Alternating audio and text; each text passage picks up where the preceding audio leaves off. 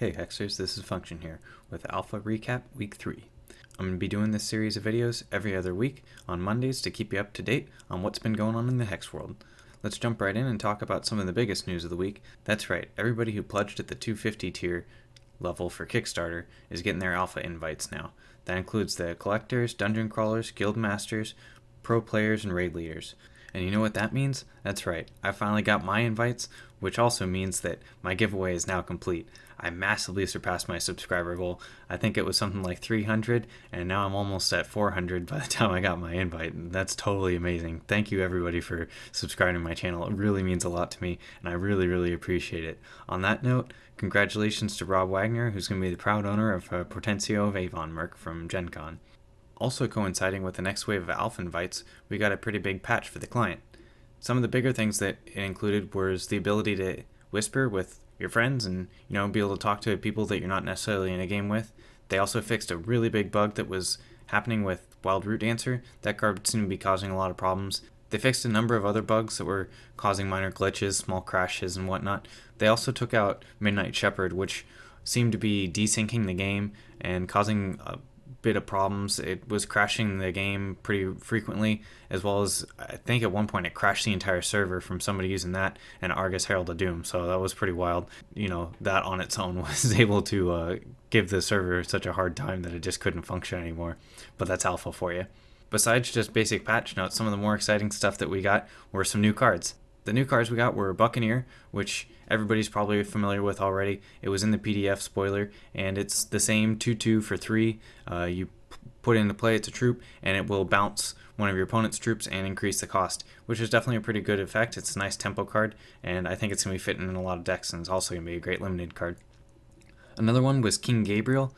He definitely got changed quite a bit. Before, he prevented the destruction of all of your troops for the very first time they were destroyed after you played him. Now he's more of a very hard to deal with threat, where he comes out and he brings this wolf with him, Boldheart, and Boldheart, so long as he's around, he prevents all the damage that King Gabriel was going to take, and so King Gabriel's able to keep swinging in, and since he's got Steadfast, he can still block your opponent's stuff as well.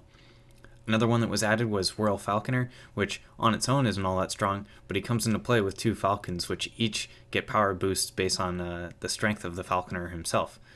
For 6 cost, just a 2/2 isn't all that special, but once you add in 2 Falcons, which right off the bat are going to be 3/3s, you're getting quite a bit of power for just 6, and the Falcons both have evasion, so you're in pretty good shape. It's going to be a good card, no doubt. Another one that was changed and added to the game was Shame Gladiator, which is now a 2-cost 2/2 troop. It doesn't have rage anymore, but it still has the socket, and when it comes into play, you take 2 damage right off the bat. And that kind of seems like the theme they're going with for a lot of the Blood Orcs. They do damage to yourself in exchange for getting a pretty high-powered troop. So the Shame Gladiator is definitely pretty interesting, and the sockets are going to be really powerful. Anyways, the last card I'm going to mention here is Protectorate Defender. And I'm not sure if he was already in the game or not, and I just didn't notice him, but he definitely wasn't in the PDF that they gave out to show all the alpha cards. So, maybe some people missed him, and I'm going to talk about him real quick. So his ability is a one-shot, which means it can only be used once per game. You pay 1 and return him to your hand. So you can dodge removal, you can kind of use some recursion effects with him. If you have some Inspire troops, you can play him, return him to your hand, and get the inspiration a second time. There's all kinds of interesting effects there. But the big thing is he's got a major socket, which is a pretty big deal and segues nicely into my next topic, which is gems. So probably the biggest news with the entire patch is that we got gems added to Alpha. And that's a really big deal. There's still, I think, 1 or 2 gems missing from it, but we got most of them. And there's still, a few bugs here and there. There's actually quite a few bugs with the gems. That's to be expected. It is Alpha after all. But let's take a look at them real quick. So I think right off the bat, the first thing you're going to notice is that they added thresholds to each of the gems. And initially we thought each gem was only going to need 1 threshold in order to become active, but there's actually a few gems that now need 2. One of the ones I would really note is that the Flight gem now needs 2 Sapphire in order for it to take effect, which means a lot of the cards which are trying to socket that Flight gem, you're going to have to at least have a pretty decent number of Sapphire resources in your deck. But let's look at the major sockets real quick since we were talking about that Protectorate Defender. So the way the major sockets are is that they're each in 2 separate cycles. The first cycle is all the single threshold ones, and they all have a when this troop enters play ability, which actually works really nicely with that Protectorate Defender because you can play him, trigger the effect, bounce them back to your hand, play them again, and trigger it again. So that's definitely pretty cool. I like that ability, and it works really well with a lot of the other major socketed cards because there are some recursion effects that you can use the card more than one time. The second line of major sockets are all the double threshold ones, and these ones all have an effect when the troop does damage to the opponent.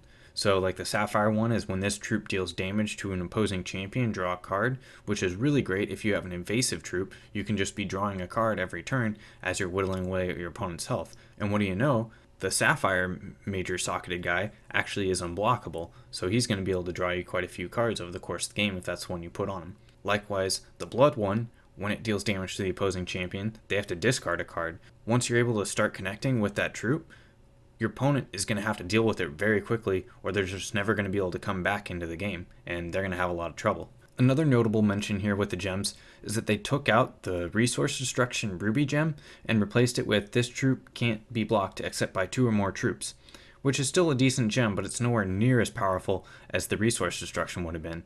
There's definitely a couple cases out there where you would have been able to very easily lock your opponent out of the game with the Resource Destruction gem. So that's probably good that it's gone for now. Maybe we'll see it come back in a later set, but for now, we got some pretty cool stuff to work with, and there's a lot more decks that are going to be viable to build now that we have access to the gems.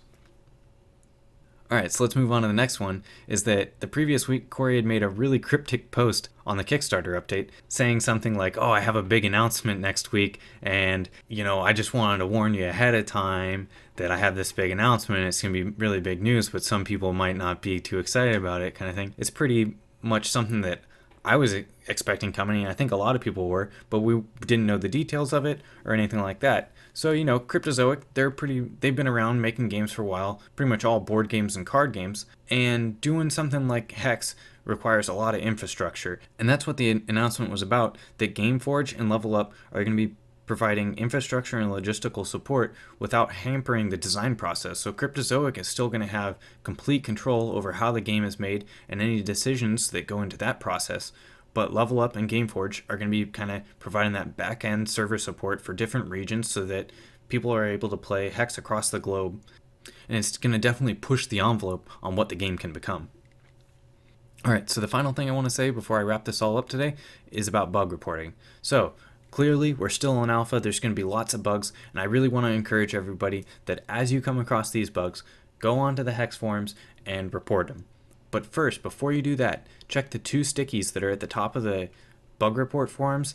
The first of which is a list of all the existing bugs that are known, and if the bug that you found is on that list, there's not really any need to go and report it a second time. The second sticky post is the instructions on, if you do find a bug, how to report it. If everybody follows those instructions and everything is uniform, it's going to make the whole process that much smoother, and it's going to be easier for everybody. So definitely put that extra effort into it, report the bugs, and kind of follow the guidelines so that everything makes sense for everybody. With that said, I can't wait to see what the next couple weeks have in store for us as far as Hex goes. I'm sure we're going to see more and more improvements as time goes by, and sooner or later we'll be moving into beta, which means we'll be able to finally draft and all that other kind of fun stuff. Stay tuned, but until next time, less fail, more function.